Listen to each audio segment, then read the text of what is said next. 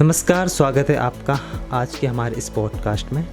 मेरा नाम है मोहन रावत और आप देख रहे हैं राजवार्ता। आज हम बात करेंगे फ़ोटो जर्नलिज्म के बारे में। फ़ोटो जर्नलिज्म एक कहानी बताने के लिए पिक्चर्स का यूज़ करने की प्रोसेस है, जबकि ट्रेडिशनल जर्नलिज्म पेन और पेपर या शायद कीबोर्ड का उपयोग करके अपनी जानकारी शेयर करते हैं। फ़ोटो पत्रकार अपने मीडियम के रूप में कैमरे का यूज़ करते हैं। पत्रकारिता एक ऐसा क्षेत्र है जो बेहद व्यापक है। इसमें लोगों तक सच्चाई पहुंचाने के लिए कई तरह की तकनीकों का सहारा लिया जाता है और इन्हीं में से एक है तस्वीरें। कहते हैं कि एक तस्वीर 1000 शब्दों के बराबर होता है।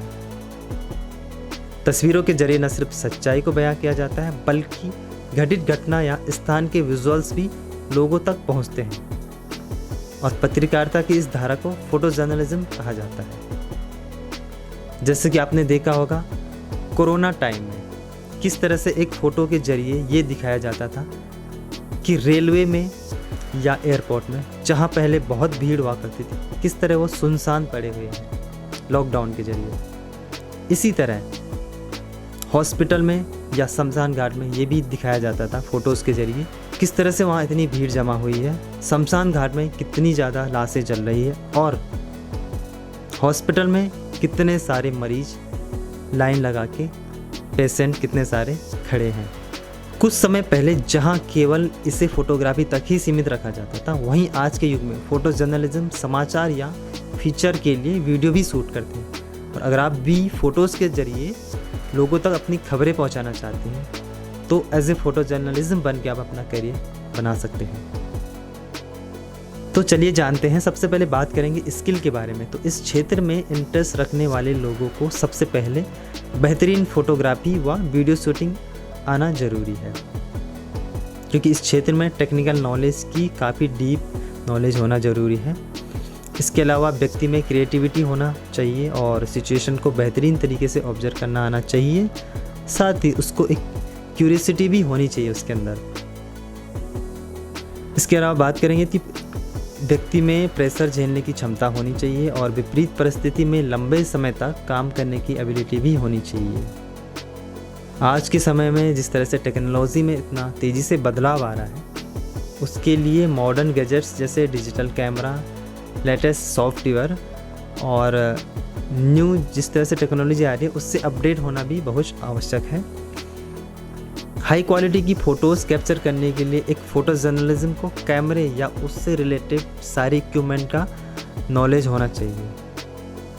उसमें विजुअल रूप से आकर्षक फ़ोटो बनाने के लिए तरह तरह के लेंसेस हैं या काफ़ी जो सेटिंग होती है कैमरे में, और सबसे मेन इसमें होता है लाइटिंग। उसको एक अच्छी लाइटिंग टेक्निक का उपयोग करना भी आना चाहिए। एक फ़ोटो जर्नलिज्म का मेन काम न्यूज़ स्टोरी व आर्टिकल के लिए फ़ोटो अवेलेबल कराना होता है। वह फ़ोटो खींचने के साथ साथ फ़ोटो शूट, फ़ोटो एडिटिंग व ग्राफिक डिज़ाइन जैसे काम भी करता है। फ़ोटो एडिटिंग में अगर थोड़ा सा कहीं लाइटिंग कम हो गई तो वो फ़ोटो एडिटिंग में उसको करेक्ट कर सकते हैं। इसके अलावा अगर एक्स्ट्रा पार्ट कोई फ़ोटोज़ में दिख रहा है तो उसको क्रॉप करना उसको आना चाहिए। और कई बार उन्हें कई घंटे तक लगातार काम करना होता है। इतना ही नहीं, काम के दौरान विशेष समय या फिर घर से दूर जाकर भी काम करना पड़ता है। एक ब्रेकिंग न्यूज़ स्टोरी को पकड़ने के लिए एक कॉल पर अवेलेबल होना वो इस क्षेत्र की सबसे बड़ी ज़रूरत है।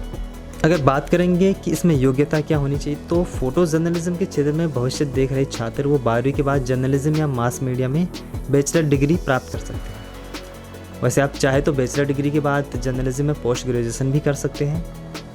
और आजकल बहुत से संस्थान में 12वीं के बाद फ़ोटो जर्नलिज्म का 1 वर्ष का सर्टिफिकेट कोर्स भी करवाते हैं। इस कोर्स के दौरान रिपोर्टिंग से लेकर camera operation, lighting, digital imaging, video capture, computer based image processing आदि सिखाई जाती है। अगर बात करेंगे संभावनाओं के बारे में, तो आजकल के डिजिटल युग में फ़ोटो जर्नलिज्म के लिए काम की कोई कमी नहीं है। वह प्रिंट से लेकर डिजिटल मीडिया में अपने लिए पॉसिबिलिटीज़ यानी संभावनाएं तलाश कर सकता है और वैसे चाहे तो किसी क्षेत्र में स्पेशलाइज तरीके से भी काम कर सकते हैं।